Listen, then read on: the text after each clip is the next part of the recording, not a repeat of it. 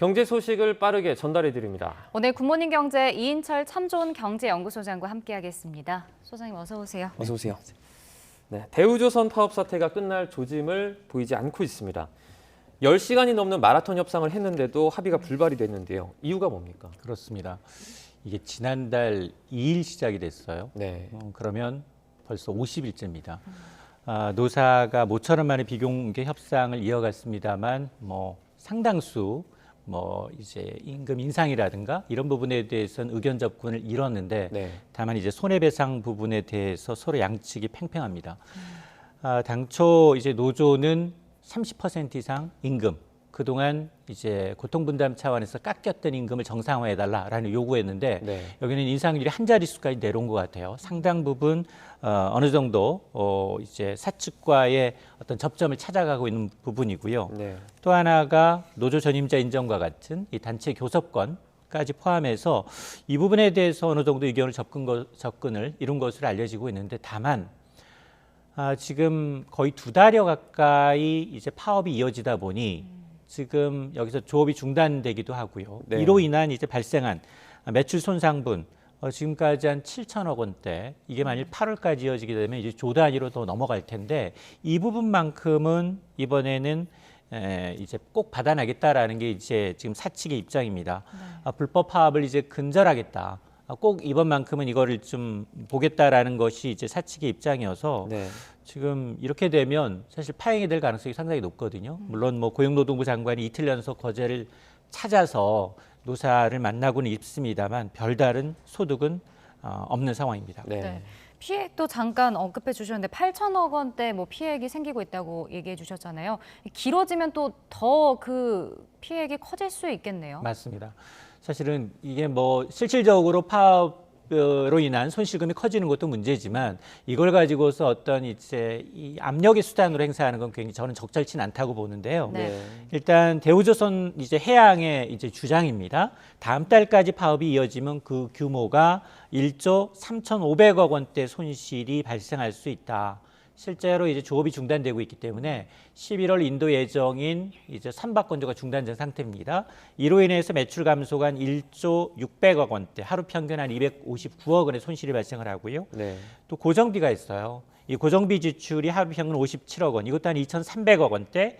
여기에다가 한 22척의 배가 이제 하루 평균 지체게 되게 되면 매달 나가는 돈이 있습니다. 이것도 이제 꽤 되는데. 이러다 보니까 이제 이 지난달 6월 말까지 기준 손실액이 한 2,800억 원대였는데 이달 8천억 원대로 손실이 거의 3배 이상 늘어나가고 있고요. 네. 또 이런 이 것들이 다음 달까지 이어지면 이제 1조 3천억 원대 손실이 난다라는 얘기인데 팩트는 뭐냐? 사실은 대우조선해양은 상반기 동안 8조 원 가까운 수주를 했는데 네. 이제 조선의 수주라는 건 이거는 장부상이에요. 무슨 얘기냐? 계약할 때 선수금 받고 네. 그다음에 중도금 받고 마지막 이 배를 건조해서 넘겨줄 때 잔금을 받는 거기 때문에 장부상으로는 아직 마이너스예요. 네. 지난해 1조 7천억 원의 적자를 봤고요. 올 1분기에도 4,700억 원대 적자이기 때문에 네. 장부상은 적자이고 사실은 이제 물은 들어온 건 맞아요. 그래서 노를 저할 때인 건 맞지만 네. 이제 조선업 업황의 특성상 아직까지로 이제 흑자 전환한 건 아닙니다. 네. 사실 수주 때문에 호황이라는 얘기가 상당히 많이 나왔었는데 그러면 아직까지는 호황이 아니라고 봐야겠네요. 그러니까 일감이 들어온 거 맞아요. 네. 일감이 들어왔는데 이 일감이라는 게 네. 예전에는 비교적 국제유가가 호황이고 이러면은 일감이 그대로 가서 나중에 이제 선박 건조해서 인도할 때까지 계약이 이제 이행률이 100%인 경우가 많지만 네. 지금은 인건비 올라, 자재값 올라, 언제 다시 수주 취소가 될지도 몰라요. 네. 그리고 지금은 사실은 굉장히 이제 환경적인 측면에서 누가 이렇게 국제 유가가 다시 고공행주를 할 줄 알았겠습니까? 유가가 굉장히 많이 뛰었고요. 이러다 보니까 중동국들의 해양 플랜트 수주가 늘었고요. 여기에다가 다음 이제 내년부터는 이제 친환경 선박으로 이제 개정해야 되는 시기예요. 네. 이런 것들이 맞물리다 보니까 우리가 그동안 중국과의 저가 경쟁에서 한 발 우리가 앞서게 됐는데 그러나 실질적으로 이런 호황을 누리기 위해서는 이게 노조 문제가 이제 원활하게 좀 이제 해결이 돼야 되는데 네. 중요한 건 그동안 한 10년 동안 어렵다 보니까 숙련된 인력들이 대부분 빠져나갔어요. 절반 가까이 인력이 줄었거든요. 그렇기 때문에 아마 이번 협상이 굉장히 원활하게 마무리되는 게 대외 신인도 면에서도 상당히 유리합니다. 네. 네. 근데 오늘 오전부터 이제 협상이 재개가 되는데 노조가 타결에 실패할 때 이제 총력 투쟁을 예고한 상태입니다. 근데 정부도 뭐 계속해서 엄격하게 대응하겠다 경고를 하고 있고 합의안이 도출될 수 있을지 어떻게 전망하세요? 일단 오늘과 내일이 최대 고비예요. 네. 이번 주말부터 조선업계는 2주 동안 휴가예요. 그러면 뭐 도쿠에 있는 이제 건조돼 있는 모든 사람들이 다 빠져요. 그리고 이제 시설을 정비하면서 재정비 기간을 갖는데 자 이렇게 되면 모든 하청 원청 직원들 한 2만여 명이 넘는데 출근하지 않기 때문에 사실상 파업을 해도 별다른 주목을 끌지 못합니다. 네. 그래서 아마 오늘과 내일이 고비가 될 텐데 근데 문제는 뭐냐? 지금 이 대우조선해양의 하청업체의 상급 단체인 민주노총 소속 금속노조가 네. 지금 20일 어제부터 상경에서 투쟁을 하고 있습니다. 이 얘기는 연계되면 확전될 가능성이 있어요. 강대강으로 치달을 수밖에 없어요. 네. 그러면 정부 역시 불법은 뭐 엄단하겠다라고 얘기를 하고 있는 상황이기 때문에 상당히 좀 우려가 된다. 그래서 이제 제2의 용산 사태 내지 쌍용차 사태를 우려하는 목소리인데 이건 사실 주홍 글씨예요. 네. 누구도 승자가 없습니다. 유혈 사태를 빚게 되고요. 그 경영진도 책임이 있어요. 지금 50일 동안 진행된 상황에서 정상적으로 이제 협상 테이블에 나가질 않았어요. 네. 왜냐? 최초의 노조안이 그대로 어제까지도 노조안 임금 30%에다가 그리고 이제 상여금 300% 지급 여기에다가 노조 전임자 처우 및 단체 교섭권 이게 그대로 남아 있다는 얘기는 지금 뭐 대우조선해양 아무리 주인이 없다 하더라도 여기 지금부터 시작을 해서 주채권은행인 산업은행도 책임을 면하기는 좀 어렵기 때문에 극적으로 아마 이제 이번 주말 내로 저는 개인적으로는 좀 타결이 됐으면 좋겠습니다. 네. 공권력 투입은 최악의 시나리오입니다. 네. 물가도 저희가 둘러보도록 하겠습니다. 이제 6%대로 이 물가가 급등을 하면서요. 정부가 뭐 닭고기, 소고기, 돼지고기 뭐 총 7개 품목에 대해서 0%의 할당 관세를 적용을 했습니다. 인하폭은 어느 정도 적용이 될까요? 그렇습니다. 지금 올해 들어서 쇠고기, 돼지고기, 닭고기가 30% 안팎으로 올랐어요. 네. 1년 전과 가격을 비교하게 되면 더 많이 올랐습니다. 자 그러다 보니까 사실 이런 축산물 수요라는 게 코로나19 이 사회적 거리두기 해제되면서 외식 수요도 늘어났죠. 네. 여기다가 최근 물가가 치솟으면서 국산 대신 수입산을 선택하는 소비자도 늘고 있어요. 네. 특히나 이제 세계적인 고물가 때문에 지금 수입 단가 자체가 높아졌고 사료값도 급등하고 있습니다. 자 이러다 보니까 이처럼 최근에 가격이 급등한 쇠고기, 닭고기, 그리고 돼지고기, 분유, 커피 원두, 주정 원료, 대파 7개의 품목에 대해서 할당 관세가 연말까지 제로 한시적으로 면세가 됩니다. 네.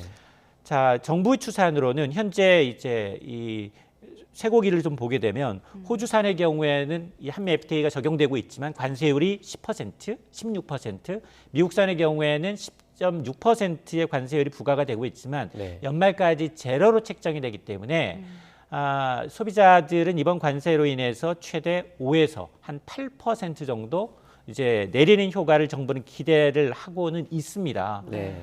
워낙에 이제 관세가 낮았다는 부분에서 추가적으로 내린 건 있지만 그럼에도 불구하고 과연 소비자들이 어느 정도 체감할지 여부는 좀 지켜봐야겠습니다. 네. 5에서 8% 인하되는 건 그럼 체감은 언제쯤 할 수 있을까요?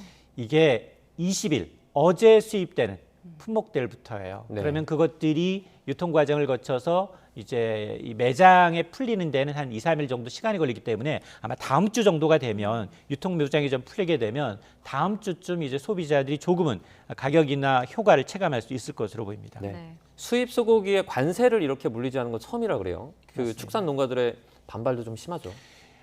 여기 이제 두 가지를 체크해 볼 필요가 있는데요. 과연 5에서 8%가 정말 체감이 가능할까예요. 네. 왜냐? 그 사이에 수입 물가가 더 올라 버렸어. 또 하나 우리는 대부분 이제 환율에 의존하잖아요. 네. 이게 수입하다 보니까 원화 가치가 절하돼 버렸어. 그러면 인하 효과는 상쇄됩니다. 또 하나가 처음으로 이렇게 수입산 쇠고기를 무관세로 풀게 되면 네. 한우 농가들이 피해를 보게 되거든요.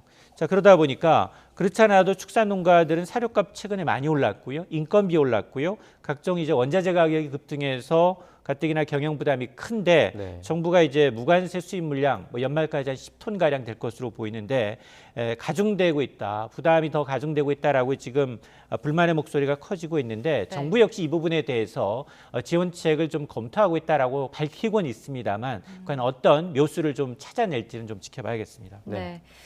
자, 임대차법 시행 이제 2년을 맞았습니다. 윤석열 대통령이 어제 임대차법 개정의 필요성을 다시 한번 재차 언급을 했는데 이게 전 정부 부동산 정책의 핵심이잖아요. 결국은 손질하겠다라는 뜻을 좀 내비친 거죠. 그렇습니다. 이게 사실 임대차 3법 통과되기 전에 너무 빨리 사전에 어떤 준비 없이 이게 빨리 이제 도입되다 보니까 시장에 충격을 준 것도 맞고요. 전월세 시장에서 전세 가격이 많이 뛴 것도 맞습니다. 네. 근데 지금 2년 차예요. 그런 부작용이 어느 정도 예견돼 있고 그리고 지금 우려했던 8월 전세대라는 사실은 나타나지 않고 있거든요. 네. 다만 지금 전세의 월세가 급격하게 이루어지고 있어요. 이 부분이 문제인 겁니다. 네. 만에 하나 지금 윤 대통령이 전월세 시장 정상화를 위해서 임대차 3법 개정에 대한 사회적 논의가 필요한 시점이고 국회를 중심으로 공론화를 기대한다라고 얘기를 하고 있는데 임대차 3법 하면 계약갱신 청구권 2+2 최장 이제 세입자가 원하면 4년까지 살 수 있고요. 네. 또 전월세 5% 상한제를 두고 있습니다. 올리더라도 5% 이내로 올려야 하고요. 또 하나는 전월세 신고제예요.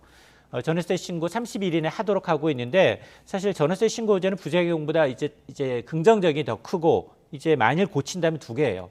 계약갱신 청구권과 전월세 상한제 5%를 과연 인위적으로 묶을 것인가 이 부분인데 물론 윤 대통령은 이제 후보 시절부터 무리한 시장 개입으로 전세값이 오르고 부작용이 더 커서 개정을 언급을 했는데 근데 네. 야당이 너무 반대하고 있어요. 이 부분은 안 된다. 왜냐하면 일부에서는 이런 얘기하거든요. 초등학교의 이제 학제가 6년이잖아요. 그러니까 네. 2+2가 아닌 2+1이 어떠냐? 3+3이라고 하면 오히려 학제도 맞고. 네. 근데 이게 도입될 경우 지금 이 기존에 했던 분들과 새로 시행하게 된 이제 그 부작용이 더 클 수가 있거든요. 또 하나가 이제 4년을 다 살고 계약갱신 청구권을 한 번을 사용한 이후에 새로 집을 옮기게 되면 그때는 이제 전월세 상한제가 적용이 안 돼요. 네. 이분들이 그 4년 동안 오른 전세값을 한꺼번에 또 부담해야 되는 상황이 있거든요. 네. 이 부분에 대한 문제가 있는데 자 이렇게 이거를 또 어떻게 수정할지 여부가 굉장히 관건인데 어쨌든 그나마 우려했던 전세대라는 좀 희석되고 있고 그나마 이제 전세 월세화 부분이 빠르게 진행되고 있다라는 이 부분이 문제이기 때문에 네. 이 부분은 지금 민간에 의존하고 있는 공공임대 부분을 공공임대주택을 좀 활성화하는 방안으로 공급을 확대하는 방향으로 풀어야 되는데 이걸 법을 개정하는 방안으로 해법이 나올지 여부는 미지수입니다. 네. 네. 지금 전세 월세화 말씀해 주셨는데 가장 큰 이유는 뭡니까 이게? 전월세 이 임대차 시장에서 올 상반기 거래를 좀 봤더니 전세보다 월세 거래가 더 많아졌다라는 겁니다. 네. 그리고 매매 거래는 없다 보니까 사실 전월세 합쳐서 임대 시장은 굉장히 커진 거예요. 근데 문제는 뭐냐? 전세 월세가 빠르게 진행된 이유는 전세값이 2년 동안 너무 많이 오르다 보니까 네. 그 인상분을 전세 대출을 받으려고 하니 전세 대출 금리 상한은 6%를 넘어섰어요. 그런데 전세를 월세로 전월세 전환율이라고 하는데 이건 4%대입니다. 네. 자 그러다 보니 차라리 오른 전세 인상분 월세 살겠다라는 세입자들이 늘어나고 있다는 거예요. 네. 근데 문제는 제가 늘 말씀드립니다만 매달 내는 월세는 고정 비용이에요. 이거 한 달에 평균 서울의 경우에는 한 90만 원대로 5천만 원 전세 보증금에 월세가 90만 원을 넘어섰거든요. 네. 그러면 1년에 목돈 1,000만 원 이상이 고정비로 지출되고 있다는 얘기거든요. 그러다 보니까 전세라는 어떤 주거 내 집 마련의 사다리가 사라지고 있다는 건 분명히 문제입니다. 그 다음 달부터 생애 최초 주택 구매자 같은 경우에는 LTV를 좀 완화해 주지 않습니까? 이런 것 때문에 좀 매매량이 늘어날 것이다 이런 기대도 있는데 어떻게 보십니까? 집 처음 구입하는 사람이 집값의 80%를 빚내는 것도 어렵겠지만 네. 대출금리 더 오른다고 하는데 누가 이 상황에서 정말 이제 이 빚을 내서 집을 구매할 수 있겠습니까? 아마 뭐 대출 규제가 상당폭 이제 완화된다 하더라도 무주택 세대주 입장에서는 집값이 더 떨어질 것이다라는 기대감이 충분히 반영될 수 있고요. 네. 또 하나는 대출 이자 무섭다라는 생각할 수 있습니다. 이렇게 되면 거래 절벽은 상당 기간 이어질 수 있어요. 네. 그래서 아마 이제 공공 청약 부분이라든가 아니면 이제 3기 신도시 사전 청약에는 사람이 상당히 몰릴 수 있습니다. 왜냐하면 주변 시세보다도 좀 저렴하게 이제 공급되는 물량은 이제 관심을 가질 수 있겠지만 그러나 지금 상황에서 집값이 계속해서 올랐고 이게 이제 하향 조정이 되지 않은 상황에서 선뜻 빚내서 집 사려는 무주택 서민들은 많지 않을 것으로 보입니다. 네. 네. 그 LTV를 완화해 주는데 DSR을 왜 이대로 두느냐라는 지적도 있거든요. 맞습니다. 그것 때문에 정부가 여러 가지 보조 장치를 마련하고 있어요. 왜냐하면 이제 이 청년의 경우는 미래소득까지 반영을 해서 최장기 40년이 아닌 50년 만기 주택 이제 대출이 나오고요. 상품이 선보이고요. 네. 그러니까 미래소득까지 반영을 해서 원금 갚는 기간을 좀 늘려주면 대출이 좀 늘어나거든요. 이런 효과가 있을 수 있는데 뭐 다양하게 이제 어떤 무주택 서민이나 청년층에서 이제 여러 가지 안심전환 대출로 인해서 저금리로 갈아탈 수 있게 해주고 내 집 마련 기회를 주는 건 좋겠지만 그러나 궁극적으로는 집값이 좀 내려앉아서 내 월급으로 온전히 살 수 있는 왜냐하면 서울 아파트의 경우는 지난 18년간 4배 올랐어요. 네. 정말 직장인 월급으로 36년 동안 한숨만 쉬고 있어야지 마련 가능한 수준이에요. 이걸 내려야 돼요. 이걸 내리지 않은 이상 이게 정말로 부모 도움 없이 이거를 내 집 마련하기는 상당히 좀 어려운 상황입니다. 네. 네. 자, 그런가 하면 지난해 이 자녀나 부모에 대한 재산 증여는 15만 건을 넘어섰습니다. 이게 역대 최대를 기록한 건데 보유세 부담이 커졌기 때문인 거죠? 맞습니다.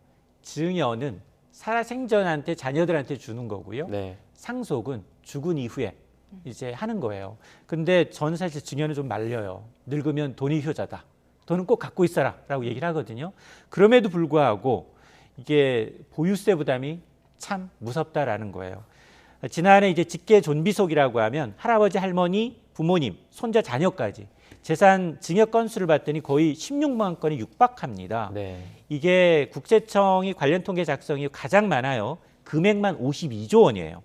근데 5년 전을 되돌아가 보면 2016년 6만 건이었고 19조 원이었어요. 그러니까 5년 새 2.5배 정도로 증여가 늘어났다는 겁니다. 봤더니 아파트와 같은 건물, 종부세 부담이 커지니까 증여가 늘었는데요. 실제 증여 재산별, 종류별로 보니까 건물이 한 20조 원 가까이 돼요. 네. 가장 많았고요. 금융자산이 10조 원, 그리고 토지가 8조 원이어서 세금 폭탄 맞느니 차라리 이제 사전에 물려주겠다라는 이제 분들이 참 많아졌다라는 의미인데요. 네. 받을 것 있는 분들은 참 좋겠어요. 네, 마지막으로 밤사이 해외 증시도 좀 살펴보도록 하겠습니다. 발표되는 지금 2분기 실적들이요. 예상치를 상당히 좀 웃돌고 있습니다. 그래서 미국 뉴욕 증시가 좀 큰 폭으로 반등을 했죠. 맞습니다. 뉴욕 증시는 오르고 유럽 증시는 떨어졌어요. 네. 유럽 증시 먼저 좀 얘기를 하면 유럽 네네. 증시는 금리 인상 악재가 있고요. 네. 그다음에 재개될 것 같은 러시아가 가스관을 또 잠그겠다라는 악재 때문에 소폭 떨어졌습니다.